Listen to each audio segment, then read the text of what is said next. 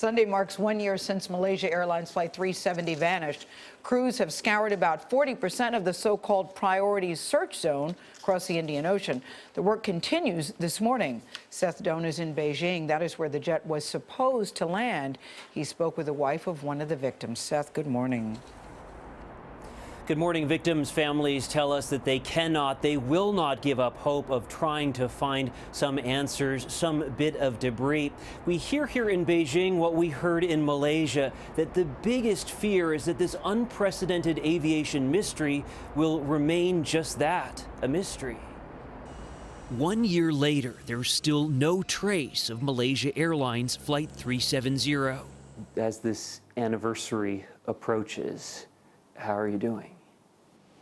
Not looking forward to it. A year of no news, no answers, and no Patrick. Jackie Gonzalez's husband of nearly 30 years, Patrick Gomes, was the in-flight supervisor on MH370. We first met her 2 weeks after the plane disappeared. Every day I call and I text. Nearly a year later, we wondered what changed. I still call the phone. You still call his phone? Yes. And you hear his voice? Not his voice, but the recording of the voicemail, but the number is still there.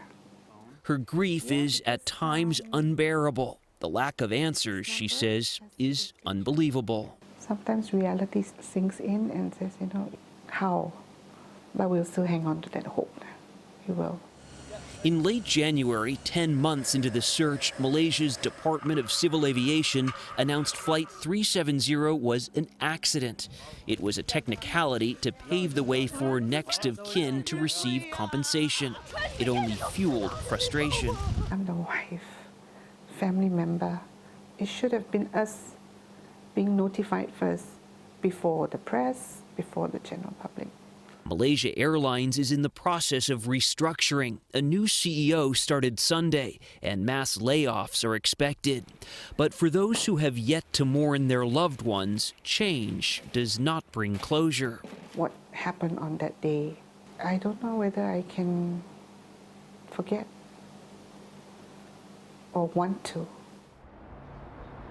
We spoke with Malaysia's transportation minister today. He told us that he is hopeful that they will find some piece of the plane in that priority search zone that you described by May, though he admitted if they don't, it's, quote, back to the drawing board. Nora?